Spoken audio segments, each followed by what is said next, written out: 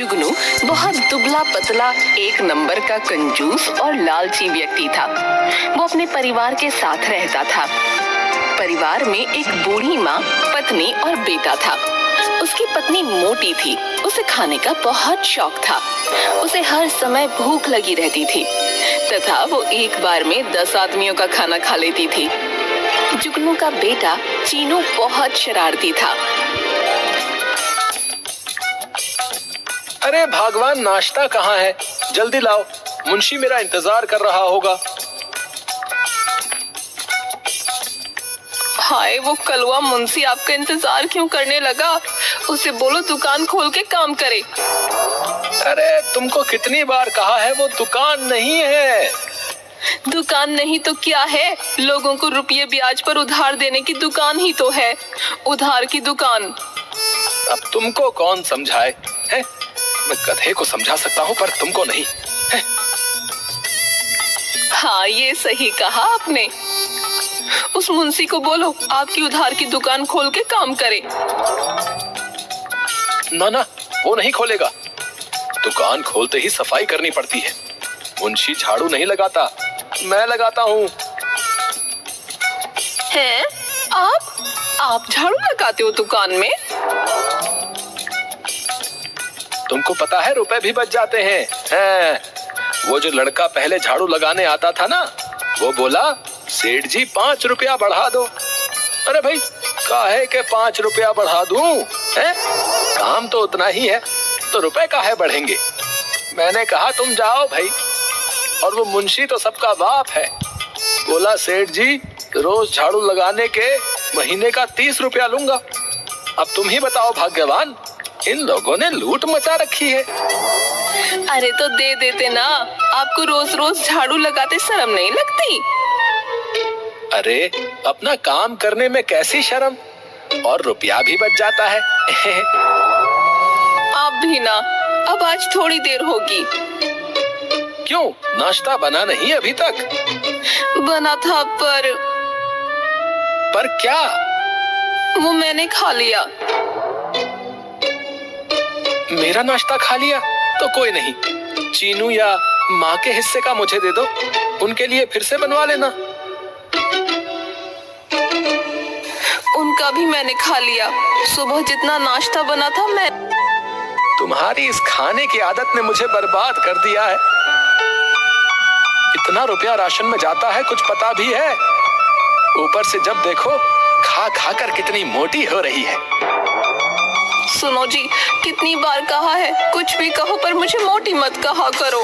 मेरा वजन है ही कितना, बस 150 किलो ही तो है। ये कोई मोटापा है क्या? हे प्रभु, तू ही समझा इसे। अब सुनो, मैं जा रहा हूँ। अगर खाने को कुछ बचे तो भिजवा देना। तभी अंदर से आवाज आई, जुगनू, अरे ओ जुगनू, सुन तो। लो, अम्मा बुला रही हैं।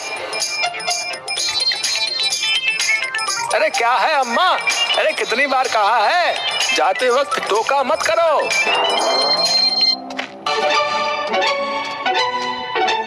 बेटा, मैंने कब टोका? टोकती तो ये मुटल्ली है। बबली ने माँ को घूर कर देखा। ऐसे क्या घूर रही है? माँ इसे छोड़ो, बोलो क्या काम है? बेटा, मैंने रात को सपने में तेरी दादी को देखा। वो बोली कि उसको गंगा घाट जाना है। अब बेटा, उसको गए तो 20 बरस हो गए। ऐसा कर, तू गंगा जी के दर्शन करा। और हाँ, इस मुटल्ली और चीनू को भी ले जाइयो। अरे माँ, गंगा जी यहाँ थोड़े ही है। अरे उसके लिए काशी जाना पड़ेगा, काशी। हाँ तो जाना। और सुन, मैंने तो कह दिया, तेरी कंजूसी यहाँ ना चलेगी। अगर नहीं गया तो सबको इस घर से निकाल दूंगी, समझा? कहाँ फंसा रही हो मेरी माँ? मैं और बेटा तो सही है, लेकिन इसका तो किराया भी 4 के बराबर लगेगा। अब आपकी खैर नहीं। अच्छा माँ, अभी जाता हूँ, दुकान का काम निपटा कर आता हूँ।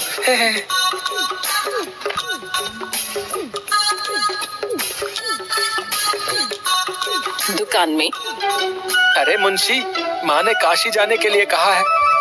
तू मेरी, चीनू और उसकी माँ तीनों की रेलगाड़ी की टिकट का हिसाब लगाकर कुल कितना खर्चा होगा ये बता। मुंशी हिसाब करने लगा। कुछ देर बाद उसने एक पर्चा जुगनू को दिया। उसे पढ़कर वो उछल पड़ा। 1000 रुपया का एक आदमी की टिकट, रहने खाने का अलग खर्चा। हाँ सेठ जी, काशी यहाँ थोड़ी ही है, बहुत दूर है। आप बोलो तो एक सलाह दूं। सेठ जी, ये रेलगाड़ी का चक्कर छोड़ो, बहुत महंगा हो जाएगा। आप बस से चले जाओ, बस का टिकट सस्ता भी है और शाम वाली बस का और भी सस्ता है। मुंशी, तुम सच कह रहे हो? हाँ सेठ जी, मैंने सब पता कर लिया है, सब बढ़िया से हो जाएगा और खर्चा भी कम। शाम को जुगनू, बबली और चीनू को लेकर बस के लिए निकल पड़ा। अरे सुनो, इतना भारी पेटी मैं नहीं उठा सकती, किसी कूली को बुला लो ना। तुमसे तो कम ही भारी है। बबली ने जोर से पेटी नीचे रख दी। अरे ये क्या, चलो जल्दी से उठाओ इसे, देर हो रही है। कहा ना मुझसे नहीं उठता इतना वजन। इसे उठाकर तो और भूख लगने लगी। तुम भी ना, अरे कहीं इतना भारी है, कोई 25-30 किलो होगा बस। तो आप खुद ही उठा लो ना। जुगनू ने पेटी उठाने की कोशिश की तो वो खुद ही गिर गया। क्या पापा, आप बिना कुछ लेते क्यों नहीं? चुप बदमाश कहीं का, तुम्हारे झूले लाल पाप की तो हद हो गई है कंजूसी की। बबली ने पेटी उठा ली।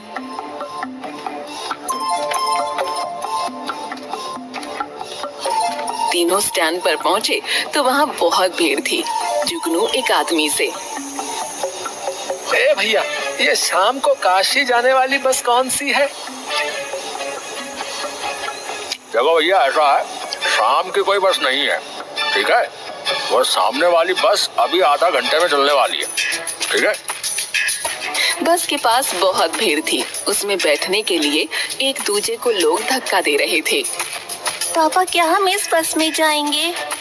अरे ना, में तो खड़े होने की भी जगह नहीं है, हम ना जाएंगे इसमें। कोई ढंग की बस हो तो बताओ। तुम यहीं रुको, मैं पता करके आता हूँ। है जुगनू ने थोड़ा आगे जाकर देखा। सड़क पार एक पुरानी सी टूटी फूटी बस खड़ी थी। उसके पास बस एक आदमी खड़ा था। ओ भैया, ये बस काशी जाएगी? आदमी ने हाँ में सिर हिलाया। कब जाएगी? आदमी ने कोई जवाब नहीं दिया। ओ भाई, ये बस शाम को चलेगी ना? आदमी हाँ में सिर हिलाकर भाग गया। इतने में पहली वाली बस स्टार्ट हो गई। वो खसाखस भरी हुई थी। उसकी छत पर भी लोग बैठे थे। वो हॉर्न बजाती हुई चली गई। पूरा बस स्टैंड वीरान हो गया। अरे चलो चलो, हमारी बस हो रही सामने। हाँ, तीनों उस बस के वहाँ गए। पापा, ये बस चलती भी है? ये तो टूटी फूटी है। तुम्हें उससे क्या है, बस काशी पहुंचा दे। चलो चलो अंदर चलो। जुगनू और चीनू अंदर चले गए, पर बबली बस के दरवाजे में फंस गई। हाय अम्मा, मर गई। अरे जी, मुझे अंदर खींचो। जुगनू और चीनू दोनों बबली का हाथ पकड़कर अंदर खींचने लगे। जोर लगा के हईशा, जोर लगा के हईशा। तीनों बस के अंदर बैठने के लिए ढंग की सीट देखने लगे। सुनो जी, ये वाली सीट बढ़िया है, यहाँ बैठेंगे, कहकर वो सीट पर बैठ गई और चीनू उसकी गोद में बैठ गया। जैसे तैसे जुगनू भी वहीं फंसकर बैठ गया। हाँ भाई, सब लोग ढंग से बैठो। ये बस कब चलेगी? बस अभी चलने वाली है। भैया, ये बस तो एकदम खाली पड़ी है, कोई और सवारी नहीं आएगी क्या? नहीं, कोई और नहीं आएगा, तुम लोग आराम से बैठो, कहकर वो जोर जोर से हंसने लगा। तभी बस स्टार्ट हो गई। पूरी बस जोर जोर से हिलने लगी और जुगनू सीट से नीचे गिर गया। पापा गिर गए, पापा गिर गए। चुप बदमाश। भगवान, पूरी सीट तो तुमने घेर ली है, मैं पीछे वाली सीट पर बैठता हूँ। बस हिचकोले खाती हुई चलने लगी। सुनो, जरा संभल कर, कहीं वहाँ भी ना गिर जाना। अम्मा, मैं भी अकेले सीट पर बैठूंगा, यहाँ कैसे खेलूंगा? अच्छा ऐसा कर, सामने जाके बैठ जा, मैं भी थोड़े अपने पैर फैला लूं। रात होने पर बस में अंधेरा हो गया। अरे बत्ती जलाओ। बत्ती नहीं है। फिर उसकी जोर जोर से हंसने की आवाज आई। सुनो जी, किसी होटल में बस रुकवाओ, मुझे तो बहुत भूख लग रही है। ये बस सुबह से पहले कहीं नहीं रुकेगी। फिर उसकी जोर जोर से हंसने की आवाज आई। अरे सुबह खा लेना, अभी खिड़की खोलकर आराम से सो जाओ। भूखे पेट नींद, ये बढ़िया मजाक है।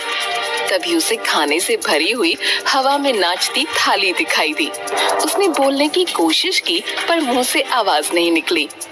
बबली ने थाली पकड़ ली और सब खा गई। उसके बाद मिठाई की थाली हवा में नाचने लगी। उसे देखकर बबली की आंखें बड़ी हो गईं। उसने उस थाली को पकड़ा और सब कुछ खा गई। बस सब्जी पूरी और मिल जाए। उसके सामने सब्जी पूरी से भरी थाली प्रकट हो गई।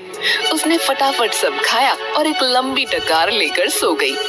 जुगनू उंगलियों पर गिनकर हिसाब करने लगा। एक आदमी का 1000, 2 का 2, नहीं भगवान के तो बस खाने खाने का 1000 हो जाएगा। हे प्रभु, इतना खर्चा करवाओगे तो कोई लॉटरी भी लगवा दो। कहकर वो खिड़की पर सर रख कर कुछ सोचने लगा। तभी उसके कान में कुछ लगा। अरे बाबा, अब मच्छर भी खून चूसेगा। तभी उसके बालों पर कुछ लगा।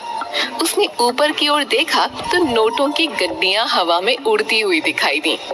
उसने आंखें मल-मल कर देखा।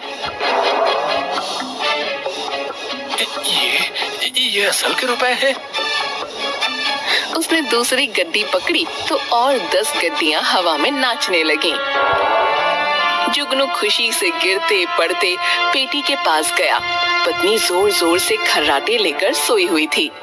धीमे से पेटी उठाते हुए वो कांपने लगा। उसने पेटी का सारा सामान निकाल कर फेंक दिया और उसमें नोटों की गड्डियां भरने लगा। बाप रे, लॉटरी लग गई, लॉटरी। प्रभु, सच्ची में लॉटरी लगा दी है। एक साथ इतना पैसा तो मेरे पुरखों ने कभी भी नहीं देखा होगा। अब मैं सोऊंगा नहीं, कहीं वो कंडक्टर का बच्चा चुरा ले गया तो वो खुद उससे चिपक कर बैठ गया। पर थोड़ी देर बाद उसे नींद आ गई। ओ मेरा कंचा मिल जा रे बाबा, मिल जा। पर नहीं मिला। ऑप्शन पर नहीं मिला। चीनू उदास होकर सीट पर लेट गया तो उसे हवा में उड़ती हुई गेंद दिखाई दी। ये कैसी गेंद है जो हवा में उड़ रही है? चीनू ने गेंद पकड़ने की कोशिश की तो हाथ लगाते ही वो 2 हो गई। तो गेंद। उसने पकड़ने की कोशिश की पर वो और ऊपर हो गई। बच्चों, अभी बताता हूँ। उसने फटी हुई सीट पर चढ़कर गेंद पकड़ ली। गेंद अच्छी है पर मेरा कंचा ज्यादा अच्छा है। मेरा जाना कहाँ खो गया? तभी चीनू के सामने उड़ते हुए कंचे आ गए। चीनू उन्हें पकड़ने लगा। उसने कंचों को अपने रुमाल में बांध दिया। वाह, कितने सुंदर और बढ़िया कंचे हैं, मजा आ गया। वो पटली को सिर के नीचे रखकर सो गया। थोड़ी देर बाद बबली की आंख खुली। हाय रे, बड़ी भूख लगी है। काशी तो अभी बहुत दूर है, कहीं से कुछ चटपटा मिल जाए तो मजा आ जाए। तभी उसे हवा में पकवानों से भरी थाली दिखाई दी। वो पकड़ने की कोशिश करने लगी तो वो और दूर होती जाती। उसके पीछे जाते जाते बबली बस की अंतिम सीट तक पहुंच गई। आ जाना, क्यों भागे जा रही है? कहकर उसने छलांग लगा दी पर वो खुद ही हवा में गोल गोल घूमने लगी। बचाओ, अरे बचाओ, बचाओ! वो धड़ाम से नीचे गिरी और पूरी बस उछल गई।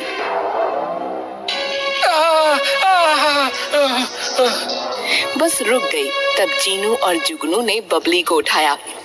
इस ड्राइवर और कंडक्टर को छोड़ूंगी नहीं। उसने ड्राइवर सीट पर देखा तो वहाँ कोई नहीं था।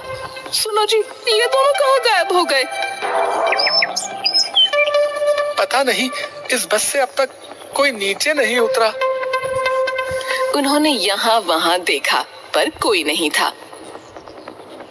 सवेरा हो गया, लगता है काशी आ गया। चलो चलो नीचे उतरो।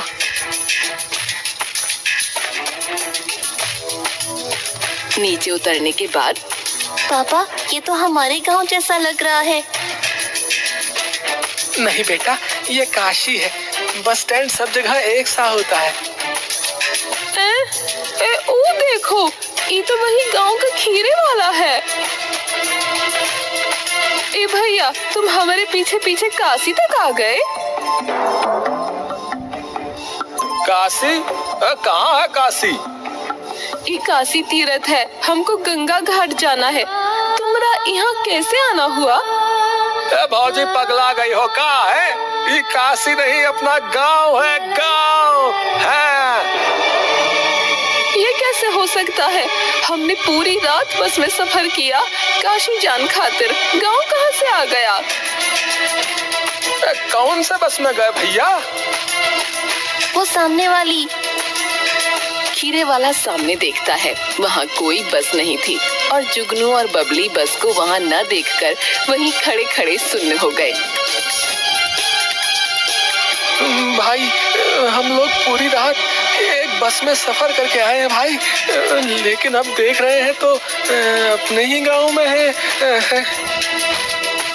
आप हमें किस बस में ले गए थे जी? मैंने तो खूब चटकारे लगाकर पता नहीं क्या क्या खाया है रात में। हाँ, और मैंने तो तुम्हारे संदूक से सामान बाहर फेंक पैसों से भर लिया है। दोनों जल्दी से संदूक खोलकर देखते हैं, उसमें कपड़ों के सिवाय कुछ न था। अरे जुगनू भैया, लगता है आपको बस स्टैंड के बाहर वाली और जो भूतिया बस है उसके बारे में पता नहीं था। तुम लोग उसी बस की सवारी करके आ रहे हो भैया। है भूतिया बस? हाँ बबली भाभी, अरे पुराने बस अड्डे के बाहर रात को कई लोग इस भूतिया बस में चढ़ जाते हैं और उसका शिकार हो जाते हैं, लेकिन तुम लोग किस्मत वाले हो जो सही सलामत लौट आए हैं।